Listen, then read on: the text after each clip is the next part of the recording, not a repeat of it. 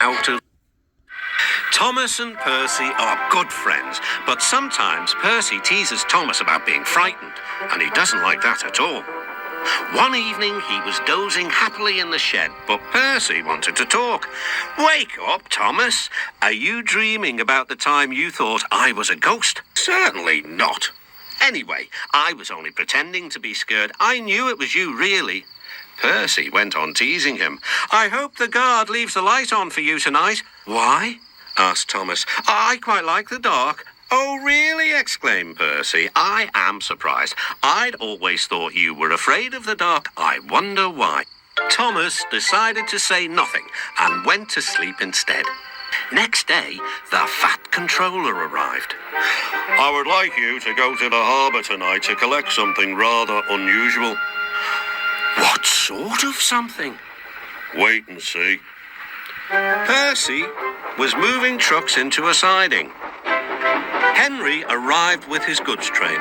The signalman switched the points, and Percy waited on the siding until Henry had steamed by. Then there was trouble. "The points are jammed," called the signalman. "I can't switch them back. The workmen will mend them in the morning. It's too late now." Said Percy's driver. "I'm sorry, Percy, but you will have to stay here for the night." "Where are you going?" asked Percy. "Home for tea," replied the fireman. Percy was speechless.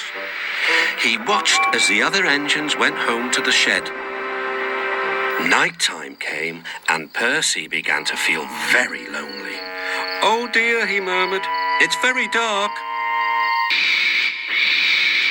Oh, what's that?" It was only an owl, but Percy didn't realise this. "I wish Thomas was here too," he sighed. Thomas was waiting for his mysterious load at the harbour. Suddenly, there it was. "Cinders and ashes," cried Thomas. "It's a dragon." "Don't worry," laughed his driver. "This dragon is made of paper. It's for the carnival tomorrow." Worman lifted the dragon onto Thomas's low loader and put lights all around it for protection. Then Thomas set off into the misty night. Percy was asleep in his sidings and had no idea that Thomas was approaching him.